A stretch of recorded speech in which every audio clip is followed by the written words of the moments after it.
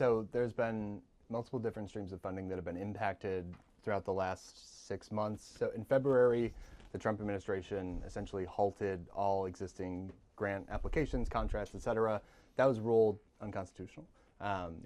However, one grant that was paused at the time was FEMA Emergency Food and Shelter Program. So FEMA EFSP, that was paused, and we were in the application period. So the coordinating body has to meet twice in order to distribute the funds, and we just never met again. And so we've been able to determine with other groups there that's probably just unofficially dead. So that was the first one, and that's a small grant, $25,000 per year, which doesn't plug a lot of holes, but it is really flexible, and it's specific to just rental assistance alone, no staffing or anything like that. So it really shouldn't be political. It's a very administrative grant. But that one we lost. Unofficially seems to have been like completely just washed away. And then we had two grants, home tenant-based rental assistance and home support services. Both of those are through the city of Albany. They're subcontracted through CARES. Those grants were live starting in 2023 and 2024, respectively. What ended up happening was in February, we received an email notifying us and other folks who had received grants through these two programs that the city of Albany had submitted a substantial amendment to the existing HUD contract. And HUD responded by pausing everything dating back to October. So this was about 4 months notice, or 4 months after the fact, that the grants were retroactively paused, meaning that we had submitted vouchers for contracted work to either one program was a subsidy for landlords, so we paid the remainder after a tenant paid a third of their income, or we paid 6 months arrears for specific tenants. Both those were paused, so that means about $140,000 that were owed, which we can live with that. It's not great, but it's not terrible. We've had larger open invoices, but it also paused an existing grant, the Home SS, which was another $100,000 that we were trying to get out to the community by July. And at the time, we knew that we had until July, so we're front-loading ESG, which is another grant. And so suddenly our reserve item here, being Home SS, was taken off the table. We were able to supplement that with the Albany County Community Development ARP grant, which was a $350,000 allocation that we started in, I think, September of 2024. The intention of that grant was to last until the end of 2026. And the idea there was, okay, we know that the Trump administration wants to cut funding. We have this nice, huge pot of cash that's specific to rental assistance. We'll allow it to sort of just float us. It can be an extender when we like maximize federal grants and don't address the issue. So if somebody owes $1,200, ESG can only pay $1,000. County will pay the remainder $200. We address that issue. However, what ended up happening was we didn't have anything to supplement the county money with, so the county money became the supplement to everything else, and so we front-loaded everything on that. And so a grant that was supposed to last until December 2026 and sort of be like a life raft to some extent actually ended up becoming a lifeline.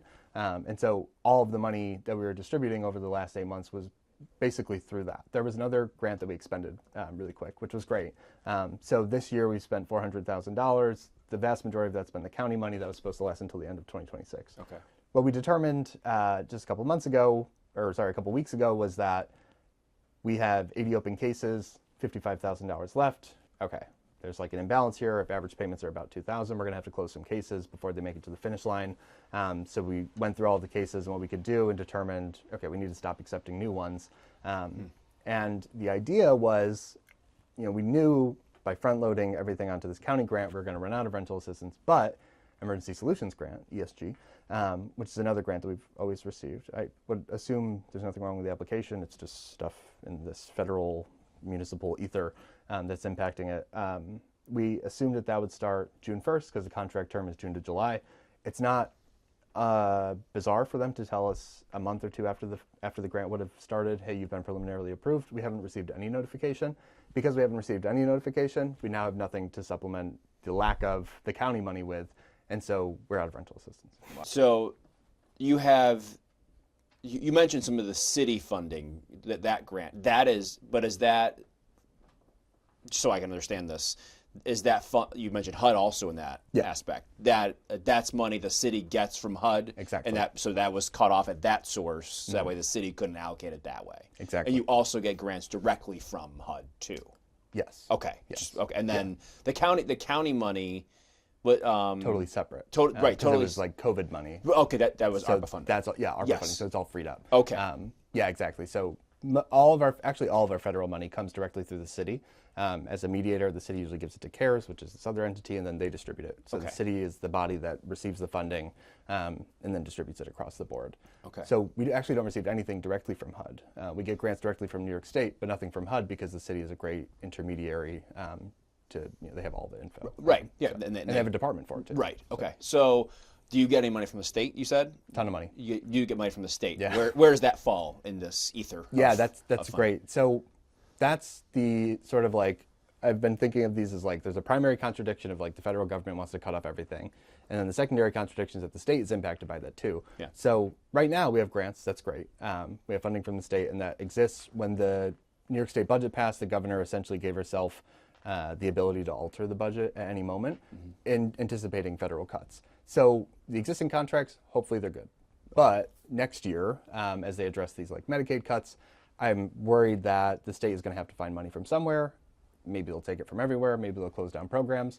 A lot of our funding is from the state. So however the state responds will certainly impact other organizations or will impact staffing. And that impacts the ability of the state to respond to issues. So yeah, really, it's impossible to know. But that's like a huge concern too is, okay, these federal issues are terrible.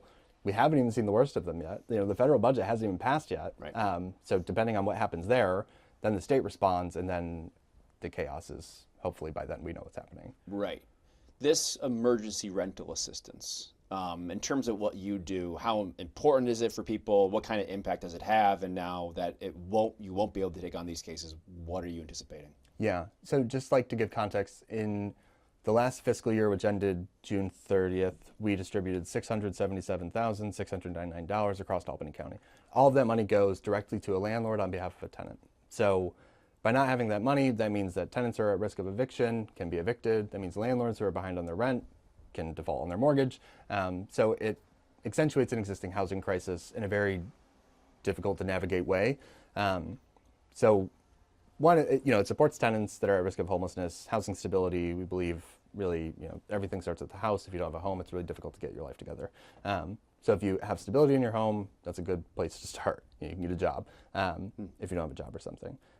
But if a landlord can't provide a house because they defaulted on their mortgage, then all of that just goes to the bank or something. So the impacts are going to be both the landlord class and the tenant class. And we talk to at least 3,300 people per year. We talk to more than that, but we do about that many intakes. 40 to 50% of those people are seeking rental assistance. Most of them don't qualify. They don't have an income or something, and so they wouldn't qualify for rental assistance payment because at the end of the day, they're just going to be back in the same spot. So for the people that do qualify, they essentially like working poor, or they're not all working, but people who are on the cusp of being able to make it, that's who the rental assistance really helps. Like those families that, mom got sick or grandma got sick or an accident or something. So really, people have always been, one missed paycheck away from homelessness. Like the 47% of the city of Albany is rent burden, meaning they pay more than, Albany County, 47% are at risk of, or are already paying more than a third of their income on rent. About half of those people are already paying more than 50% of their rent. So there's already an existing housing crisis. Without this rental assistance, and the rents do not go down. We don't have rent stabilization. Good cause is huge, but it doesn't address, the issue of not being able to afford rent in general. Right. It's a different thing. Yeah, right. Yeah. We're basically on the precipice of a disaster. Yeah, and that's I think that's an important thing for people to know, that this emergency rental assist, you just said it there, that people, because I think maybe, I don't know, but those that are like, well, why do they deserve handouts? This isn't a handout, right? This is something, like you said, people have to qualify for, have to be eligible to receive, right, at the end of the day? Yep, okay. Totally. In terms of the and also just to add, yeah, if it's a handout to anybody, I mean, it's a handout, it benefits the tenant, but it's also a handout to landlords if we use that language, because it goes directly to the landlord on behalf of somebody to not make them homeless. And then the homeless people are really expensive. It's really expensive to keep somebody alive without a home.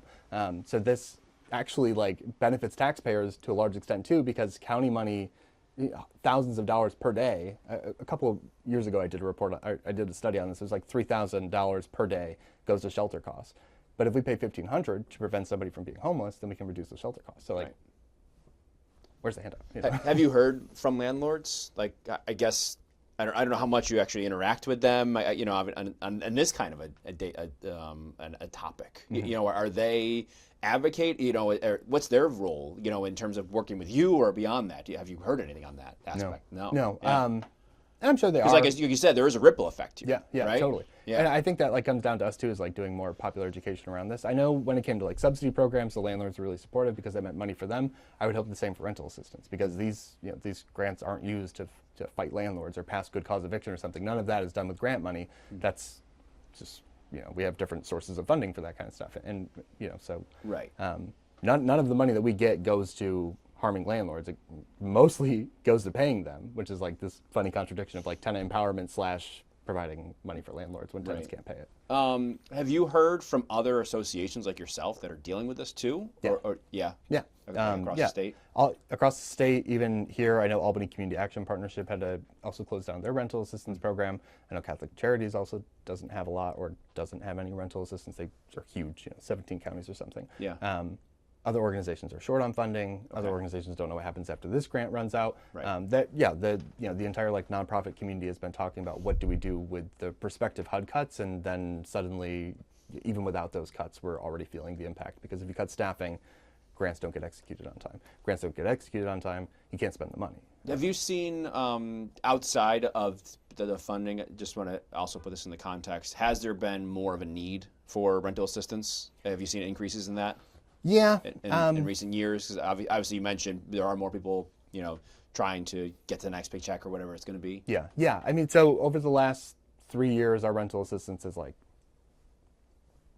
it's exploded. And I don't know if it's that the conditions have necessarily changed. I mean, I think life is really hard for everybody, no matter what conditions you're in. But I mean, in terms of just expenses, it's been $300,000, $400,000, $600,000 across the board, whereas 5-6 years ago, the amount of rental assistance that we spent last fiscal year was our entire budget.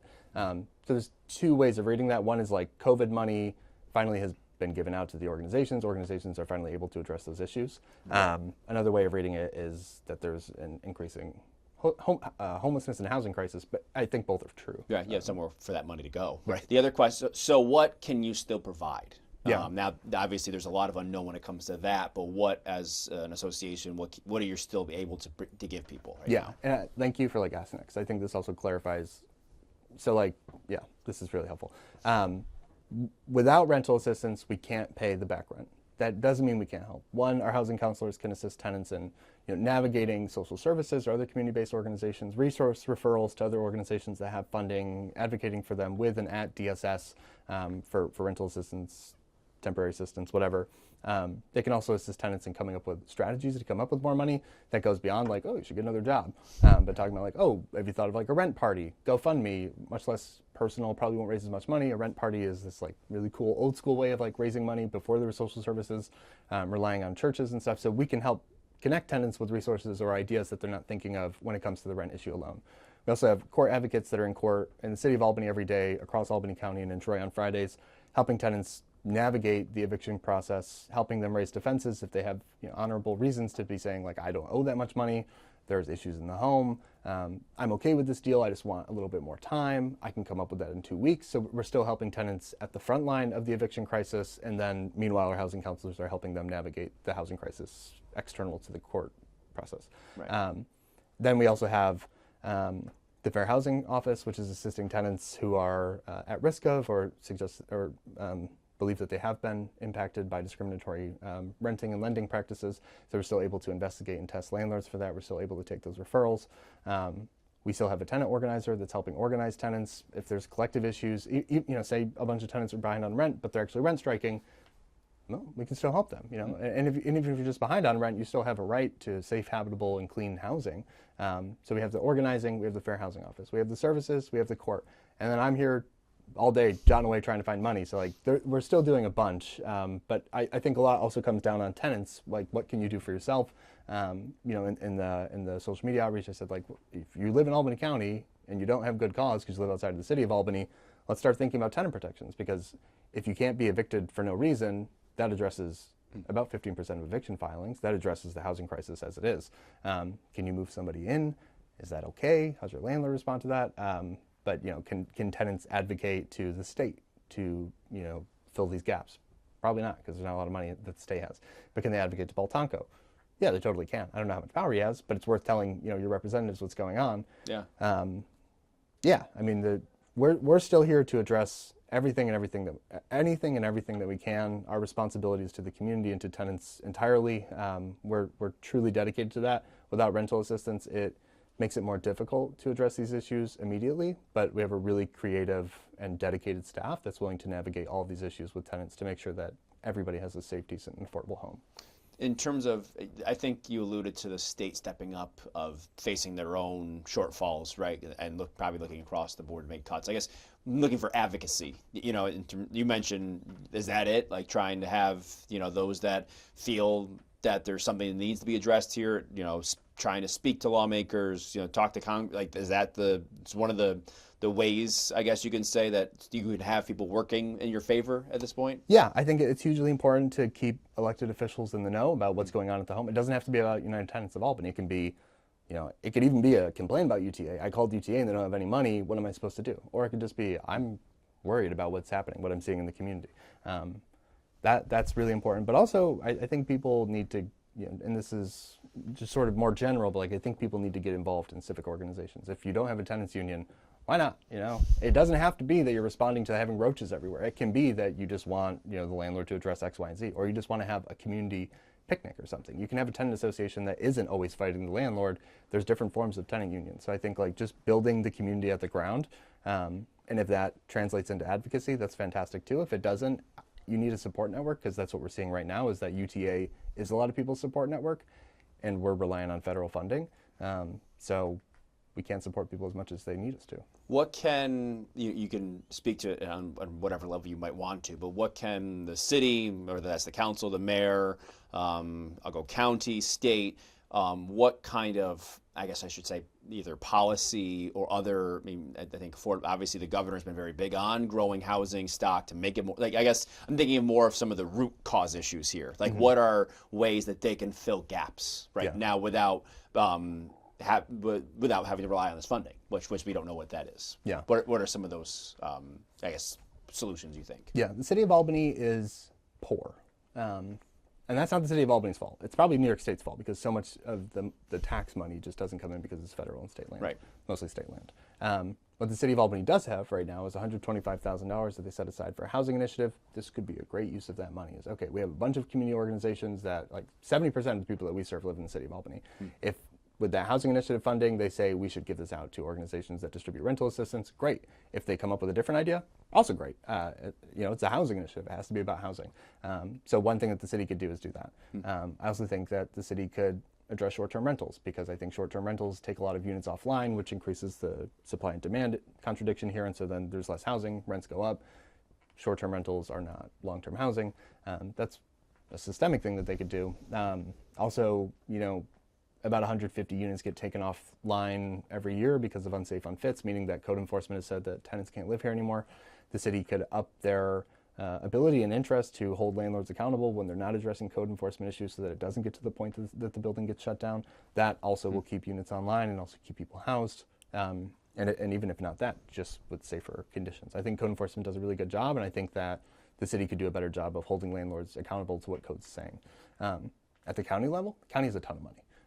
They have more money than the city of Albany, probably times 100. Yeah. So the county, with the community development ARP money, all of the ARP money, I think that infusion of cash into the county, or into the community was, it was our lifeline, and by extension, of course, all $350,000 supposed to last,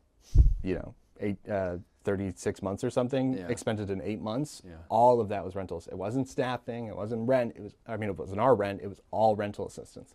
The county has a lot of money. They have a huge rainy day fund. I think $80 million. I think somebody told me that. I don't know, maybe you do the research on that. But they have they have a lot of money. So, continuing those kinds of policies and grant applications that go beyond just a $5,000 grant, but really thinking about the systemic issues and the community partners that are addressing the systemic issues as individually as they can, so that people are still getting these issues addressed in a way that's catered and tailored towards them. The state, been really good to see the Housing Access Voucher Program pass. That was delayed until, I think, March of next year. If we can speed that timeline up. It was a pilot program, 4 years, $50 million each year. If we can accelerate that, we have HUD cuts that are not just limited to, but do include Section 8 and public housing. I mean, the state can't address all of those issues, but HAVP is a good way, a good step in the right direction for the state to take some responsibility to house people. And similarly, you know, the state puts out money for tenant-based rental assistance and things like that. So if the state can just really stay true to its intention to address the housing inequality and housing crisis in the community, that would be really big. And then at the federal level, stop the cuts. Give us more money, actually. Right.